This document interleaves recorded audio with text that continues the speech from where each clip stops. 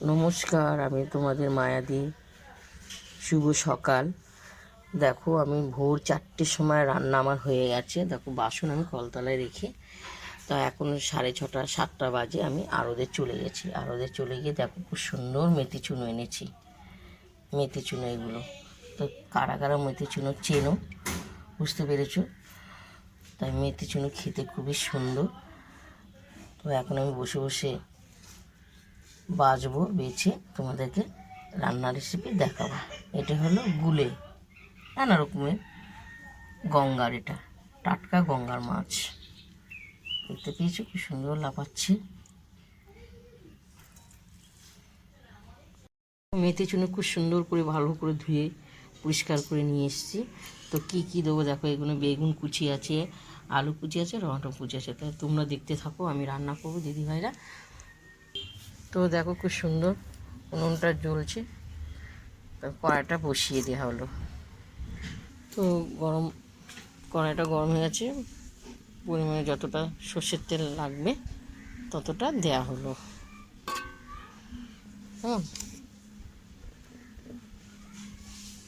কালো জিরে ফোড়ন দেওয়া হলো। বেগুন, আলু, টমেটো কুচি তেলে ভেজে দেওয়া হলো।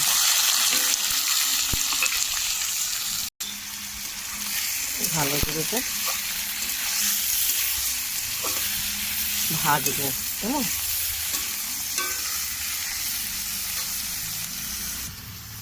তো ভাজা হয়ে গেছে সবজিগুলো। স্বাদ মতন লঙ্কা, আদা বাটা, হলুদ, নুন দিয়ে দেওয়া হলো। দিয়ে ভালো করে আমি কষাবো মশলাটাকে।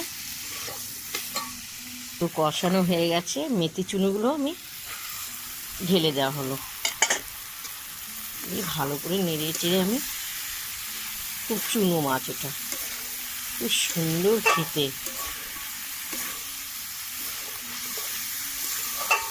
গঙ্গার টাটকা চুনো, যারা তো জানেন, বলতেই হবে না। তো দেখো খুব সুন্দর কষানো হয়ে গেছে। পরিমাণে অল্প করে জল দেওয়া হলো। ধনে পাতা আর কাঁচা লঙ্কা ফালি করা আছে। একটু নেড়ে চেড়ে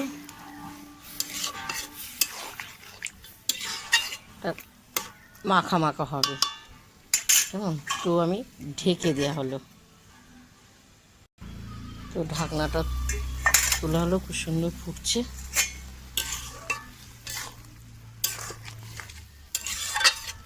এটা দিয়ে তো আমি এক থালা ভাত খেয়ে নেবো, চুনো মাছ দিয়ে। খুব সুন্দর খেতে লাগবে। ও ঢেকে দিলাম। চুনো মাছটা আমার হয়ে গেছে। এরপর আমি নামাবো। কেমন, প্রথম থেকে লাস্ট তোমাদের মেথি চুনো রান্নার রেসিপিটা দেখিয়েছি। তো তোমাদের যদি ভালো লাগে তোমরা লাইক দিও, শেয়ার করো, কমেন্ট করে জানাও। যারা চেনেন তাদেরকে বলতেই হবে না। দেখতে পেয়েছো, অসাধারণ হয়েছে, অসাধারণ। গরম গরম ভাতে খেতে ভালো লাগবে। মাছগুলো খুব সুন্দর, জ্যান্ত মাছ, নদীর, অপূর্ব লাগবে, মুখে লেগে থাকবে। দিদিভাইরা, এখন আমি খেতে বসবো, এসো খেতে।